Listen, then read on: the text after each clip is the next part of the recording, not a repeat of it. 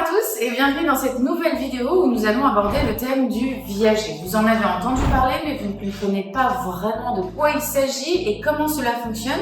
Eh bien restez avec nous car dans cette vidéo nous allons décomposer le viager en 5 étapes clés et vous donner tous les détails pour que vous puissiez en tirer le meilleur. C'est parti! Commençons par définir le viager. Le viager, eh bien, c'est une transaction immobilière où l'acheteur, aussi appelé débit rentier, peut verser une rente viagère au vendeur, lui appelé crédit rentier, jusqu'à ce que ce dernier décède. Quelle est l'origine du viager et quelle est son histoire? Eh bien, le viager est un concept qui trouve ses racines dans la Rome antique et a évolué au fil des siècles pour devenir une option viable de retraite. Quels sont les types de viagers? Eh bien, il en existe deux principaux. Le viager occupé, où le vendeur continue d'habiter le bien, et le viager libre. Le vendeur ici va quitter le bien. Voyons maintenant quelques avantages du viager. Bien pour le vendeur, il continue à recevoir un revenu régulier sous forme de rente, offrant ainsi une sécurité financière. Pour les acheteurs, eh bien, ils peuvent acheter un bien en dessous de sa valeur marchande puisque la rente est calculée en fonction de l'espérance de vie du vendeur. Autre avantage du viager, l'optimisation fiscale. Les rentes viagères bénéficient souvent d'un traitement fiscal avantageux à la fois pour les acheteurs et pour les vendeurs.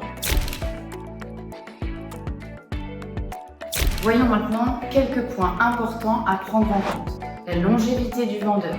En effet, l'acheteur peut finir par payer plus que la valeur du bien si le vendeur vit plus longtemps que l'espérance de vie estimée. En même temps, s'il n'y a pas d'aléa, il n'y a pas de viager. C'est une démarche qui est un peu différente, un peu plus différente qu'une transaction immobilière classique. La structure juridique et fiscale du viager nécessite en effet une expertise bien spécifique. Et enfin, l'incertitude du marché immobilier.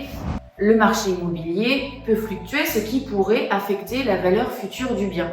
Et cela, c'est exactement la même chose, même pour une transaction classique.